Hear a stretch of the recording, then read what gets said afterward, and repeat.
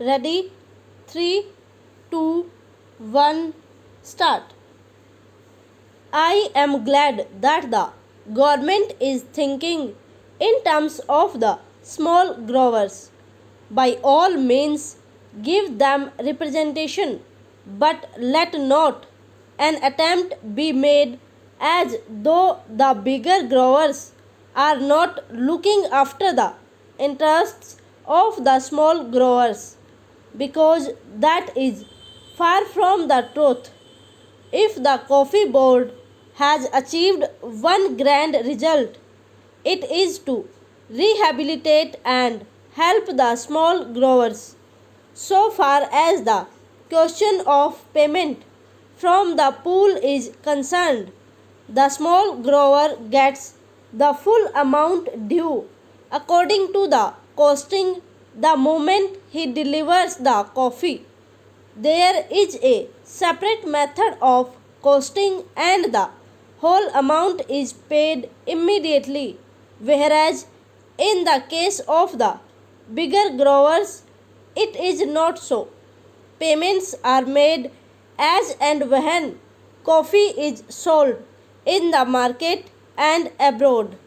Supposing this aid was not there for the small grower, what would have happened?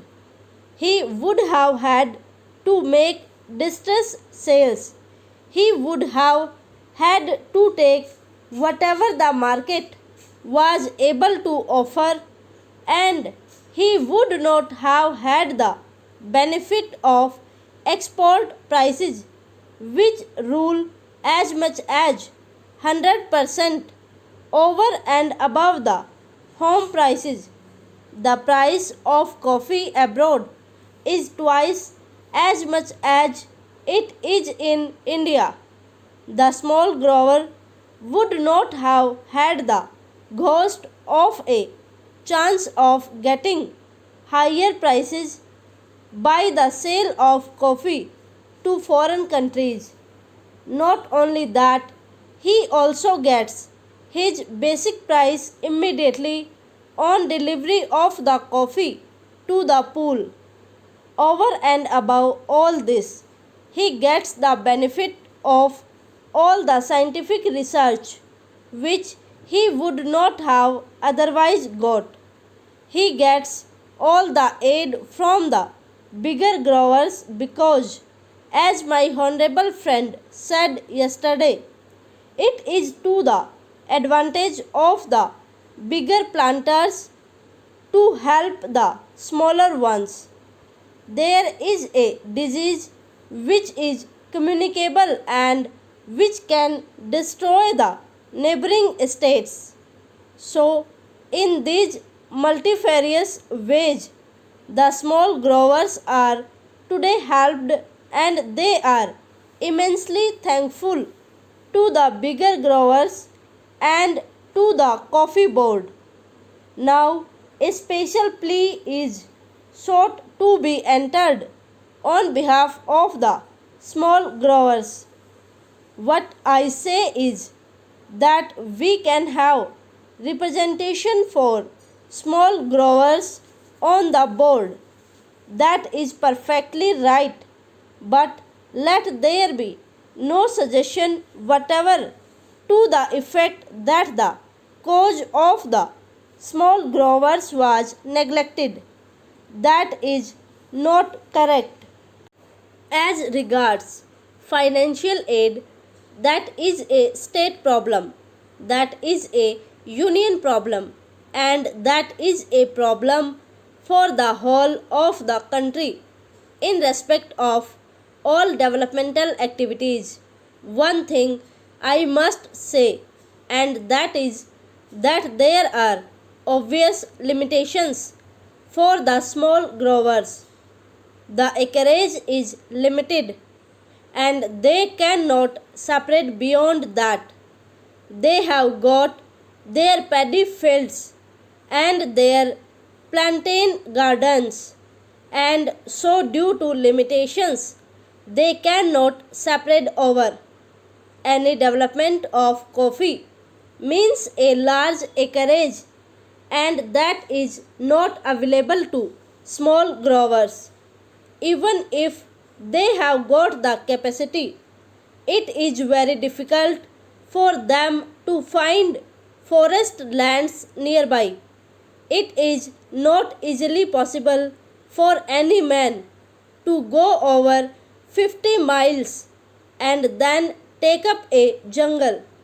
So the small growers have their own limitations.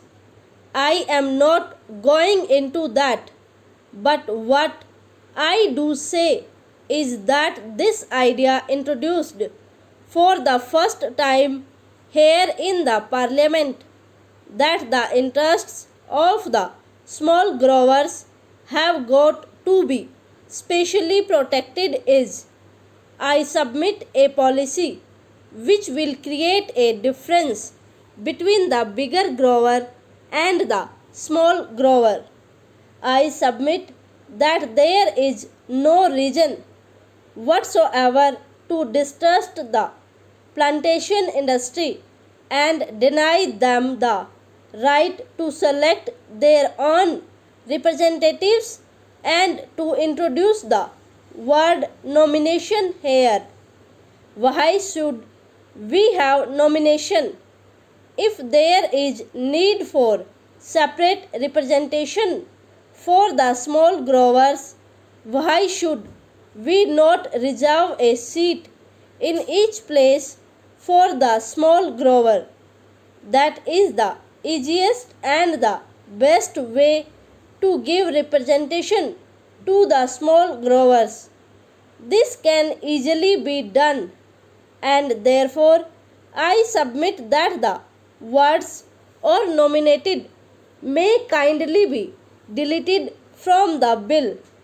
I do not know whether the procedure would permit of it, because there are certain difficulties, but in any case, if at least we get an assurance from my friend that these 12 are going to be elected, it would be something gained for a poor like me and for the industry. After the question of constitution of the board comes the question about the chairman. On that question, I hope, sir, that the House will kindly appreciate that for more than one reason. It would not be the best arrangement to have a whole time appointed chairman. There are two suggestions in this connection.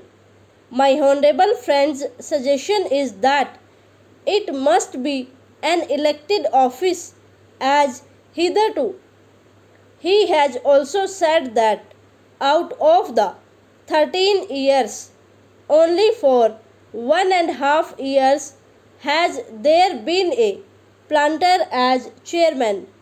Otherwise, the post was always held by an officer. Over.